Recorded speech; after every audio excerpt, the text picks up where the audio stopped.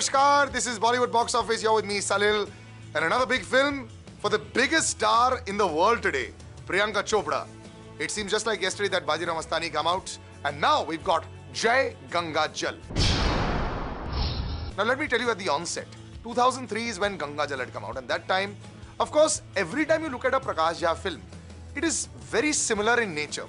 It is talking about what's happening in society, the problems with society, and how society fights back or the system fights back. See, the problem with these kind of films is you feel like doing something about it. But sadly, not much can be done. But as a film, sometimes it can still work. Whether it's Aparan, whether it's Rajniti, whether it's Gangaajal, all his films are similar in nature. This is no different. It talks about a lady being elevated to an SP position. Now see, very rarely anyway does that happen in the police force. And that also Abha Mathur, Priyanka Chopra, who plays this role in a very, very difficult district. Now when you look at the film, it looks believable. Some of the action sequences, maybe not, but otherwise the film does look believable because in no way does it show that the woman is very superior in this case, nor is she inferior. It keeps her just at the right spot, which sometimes the police force has to do, stuck between the politicians and the goons. That is the basic concept of what Prakash Jha is trying to show. Wherein he shows that even though the police force is hand in glove with the gundas or the politicians, it's not like they want to be. They just have to be. Because there is no other choice. In India, if you go to Madhya Pradesh, if you go to UP, if you go to Bihar, if you go to the northern regions of India, a lot of the places are actually like this. This is not just like some film or some book. This is the reality of India today, and that is how Prakash Jha is able to tell it perfectly. The casting of the actors also is brilliant. Ninad Kamath, a very well-known voiceover artist, has actually had not very strong roles all this while. But in this film, he plays Manav Kaul's brother, and he plays a fantastically mean, horrible, you feel like killing him at every second kind of role. Manav Kaul, City of Lights, came into the limelight. Has been in Mumbai for 17.5 years. Yet you know him only in the last 3 years. A great theatre actor, a director himself, and a brilliant actor. He was last seen in Wazir. There, he was sacrificed for the other two heroes, Amitabh Bachchan and Farhan Akhtar. Here, something similar has happened. So most of the settings are great. So is the film great? Well, sadly, the film is about Prakash Jha.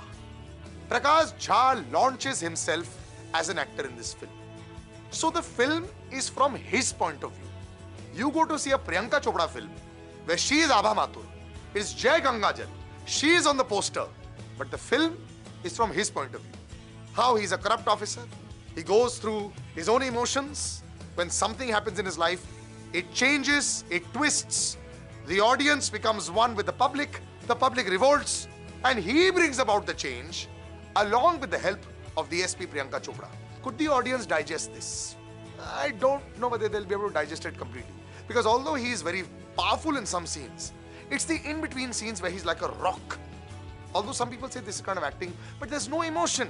Somebody has just died. Somebody has been raped.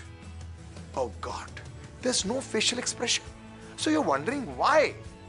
That's when you sort of question, did Priyanka Chopra not have enough time for this movie?